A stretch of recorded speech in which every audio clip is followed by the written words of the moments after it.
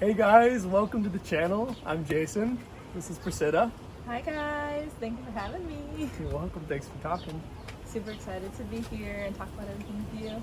So, what is the topic of the day today, Prahsiddha? What were we talking about? Yes, so we were talking about living foods and springtime, spring season, and what that kind of brings into our fields, right? Season of Living live green foods in the body. Yes. Jason was sharing earlier about Chinese medicine perspective, right? And it's interesting because there's of course so much overlap with Ayurveda, traditional Indian medicine, and I've been talking a lot about this right now on my platforms because I'm actually leading a spring detox right now, starting next week. But spring is really like the time of renewal, right? And cleansing, detoxification. Rebirth. Yeah, rebirth. In all ancient cultures and also astrologically, spring is the new year, which makes sense, right? Winter is this period of death and stagnation, and new life then blossoms, right? Mm-hmm. And so as that snow melts externally and the world warms up and life begins to be birthed again, and the kapha of our body that's accumulated in the winter starts to melt down also, and it's ready to release, it's ready to purge out.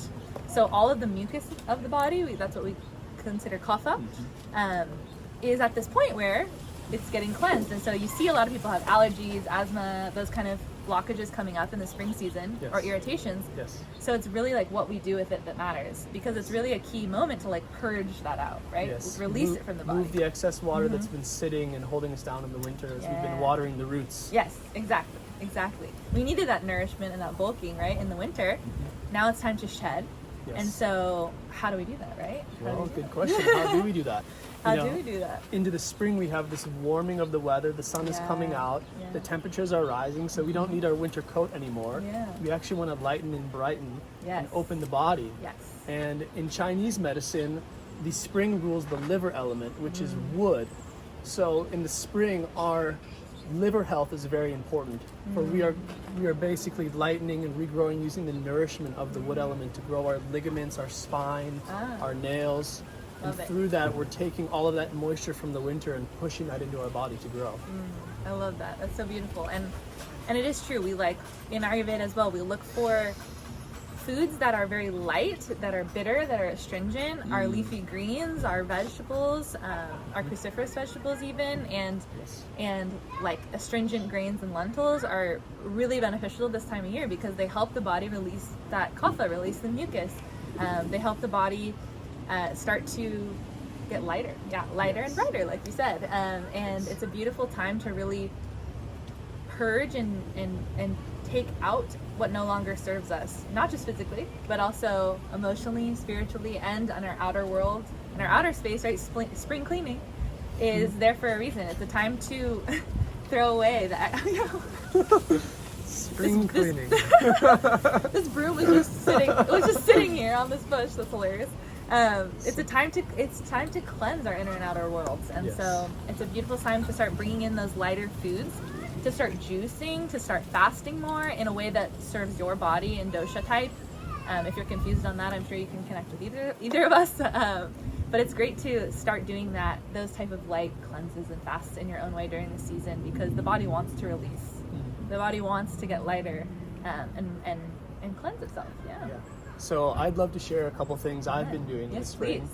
So once the weather got warm, I immediately started reaching for more raw foods and fruits.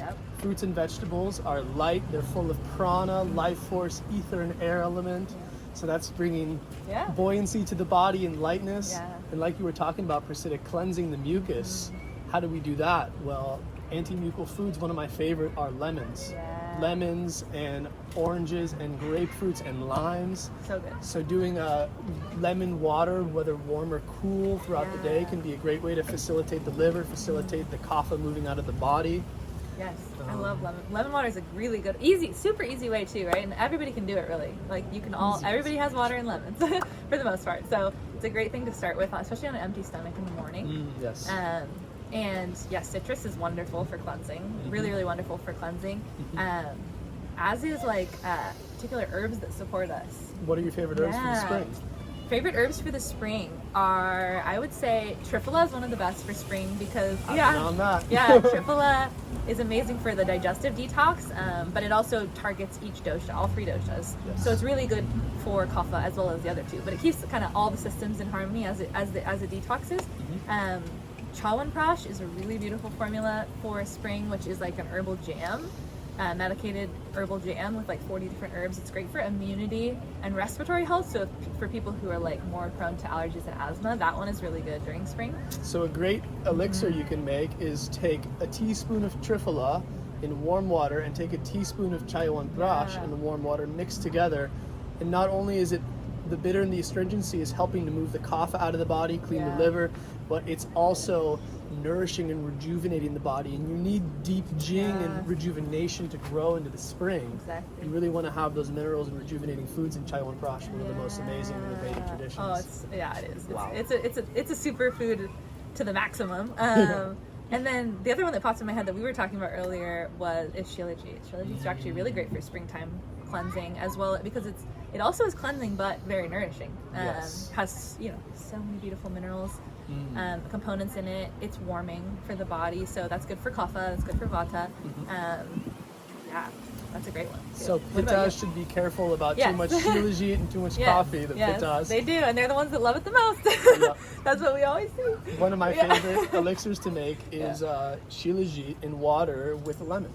Oh, it's so nice, simple. With lemon, nice. And the humic and the fulvic acids in the shilajit, they help the microbiome. Love that. They're actually like a honeycomb for the microbiome, so they create a space for microbes to grow in our belly. Wow. I gotta try that. And then the lemon. I haven't taken it with lemon. I'm definitely gonna try that. Super good one. What else do you do? Any other herbs during spring that are that stand out to you? I'd say liver support and liver cleaning. Yeah. So that can be like if you like juicing, vegetable juices can be great. Fruit juices. I know the celery juice thing is pretty hot. Yeah. It is good for liver. It is good for liver. Great cell salts.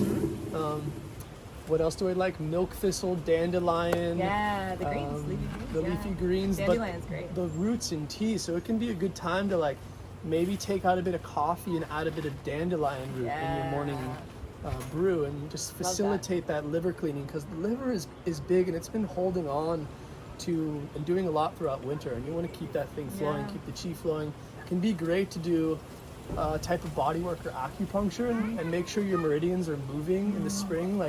You want to make sure that internal environment is moving with the sun and with the plants. Yeah, we need a lot more physical activity in the spring. It's a time where we can do more intense exercise, more active yoga, getting more cardio, more high intensity interval kind of training, versus in summer, actually, because it's so hot. People sometimes think because it's summer and I want a summer body, it's the time to work out really intensely. It's not, because the body heat drains the body. So when the body's working to cool itself so much in the summer, we actually need to do more gentle stuff. But spring is a great medium zone where we can actually shed out the kapha. We can do more intense exercise. It's not super hot yet. So great to stay active. No doubt. You reminded me of liver herbs. Another one, or few in Ayurveda that are amazing for liver cleansing, is the 3 Bs, we call them. 3 Bs. Yeah, Bhumi Amalaki, Bringaraj, and Bunimba. And these 3 are super bitter, super astringent, super green herbs, and amazing for liver cleansing, as well as Pitta. Pitta is associated with the liver in Ayurveda as well. So cleanse liver, cleanse Pitta, cleanses the blood, cleanses anger from the body, right? Yes. Liver holds anger. Yes. So much good stuff we can work on this season. What else? What else is there? Well, you were talking about earlier sprouts. Like the plants that are growing, we have these bright green shoots coming out everywhere. Yeah. It can be great to put in bright green live living food in our bodies. Cool thing that anybody can do for a couple dollars is go get some sprout seeds in a sprouting tray. Yeah, great idea. Make some greens within your own home. Fresh greens, microgreens. That's a great access to living foods, pranic foods. And this is what we really strive for. I think one congruency probably in most indigenous systems of medicine is going towards, of course, living foods, because it's natural. The fact that we even have to say it now is funny. But we have to go out of our way, right, to find living foods now. Which is unfortunate, very unfortunate for. How do you find the best living foods living in a city? Yeah, you have to get you know, as much local as possible, right? So farmers markets that you have access to is a great way to get more local and way fresher produce than you would in a grocery store. That stuff sits there for sometimes literally months before you eat it, if not weeks before you're eating it. So a lot of the energy is gone. And our body and our mind feels that toll and that lack of energy. Otherwise, starting to grow your own food is really the ultimate solution. Whether it's like an outside small garden box that you're able to have, whether they have, you know, now they have the vertical gardens you can do if you're in like an apartment or you don't have an outdoor space. You can use the hydroponic vertical gardens that are so effective and efficient. Starting off at least with like an herb garden is a great way too, right? Anything that you can start dabbling in to have like fresher stuff. And a lot of cities and smaller towns have community gardens. If you actually research around, people often who have a particular space or a co-working space that they share produce from, or that you can get produce from in your local area too. Yes, so that can be a great thing. Find a community garden to work with, or look at a CSA and get a variety of weekly seasonal vegetables, fruits, and foods coming in. It's a great thing we can do if you're not living on a farm. Yeah, you're not living on a farm. You can always find good sprouts and juice bars. Sprouts can be found in a local health food store. But I'd say liver supporting herbs, like you were saying, pitta reducing, clean out the body. So I also think about, in the winter we're going to eat a lot of heavy dense foods to keep ourselves warm and grounded. Right. So I think about shifting the ratio of raw to cooked food, where I start going 30, 40, 50, 60, 70, 80% raw food even for during the transition to find balance. And that can also be accompanied by more liquids. Yes, it's true. Elixirs, fresh spring water, coconut water. What are your favorite juices or drinks for the spring? Oh yeah. So I kind of like to look at it based on dosha too. I was just teaching a class on this last week. So vatas do really well with sour and sweet fruits both. So you can do mango, you can do pineapple, you can do kiwi, you can do citrus. Like all those juices are beautiful. Even the roots are really great for vata, cleansing, because juice is cleansing, but the roots are giving a little bit more stability and nourishment. So you can do like carrots, beets, radish, etc. Turmeric and ginger are big ones too for vata. Kathas, they do really well with like the greens, like astringent veggies, all the leafy greens in juice form, celery, and then the tart berries and cherries and things like that are wonderful. Pomegranate for kapha.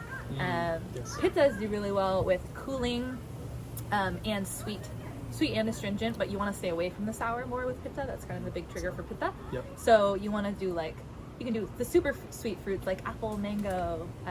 The berries again are really great for pitta, and greens are huge for pitta. The pittas do really good with greens, leafy greens, and it's cooling celery, cucumber, things like that.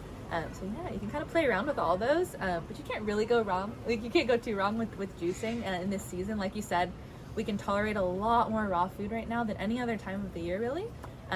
So it's a great time to incorporate a little bit more raw vegetables, fresh fruits, juices, smoothies. Think of it as you're lightening the body and giving yourself an energetic, prana-rich foundation to take you into the summer and hold you into the fall before we rest in the winter. Exactly. And like we were talking about earlier, the spring is a great time to rejuvenate and be active and build some muscle, move the body. And the summer is the time to chill out and get a tan and stay hang cool. out by the pool. stay cool, about cool. Yeah, beautiful. Hopefully this was helpful. I'm sure at least there's like bits and pieces here that you can start to implement. And really it's like pick a few things that are you're able to start implementing right away, and run with that. Run with that energy. That's a great way to kind of get the ball rolling. Yes. Lovely. Well, thanks for sharing, Prahsiddha. Thank you for having me. Appreciate it. You're welcome. Thank you guys. Thanks for joining. Bye. Thank you.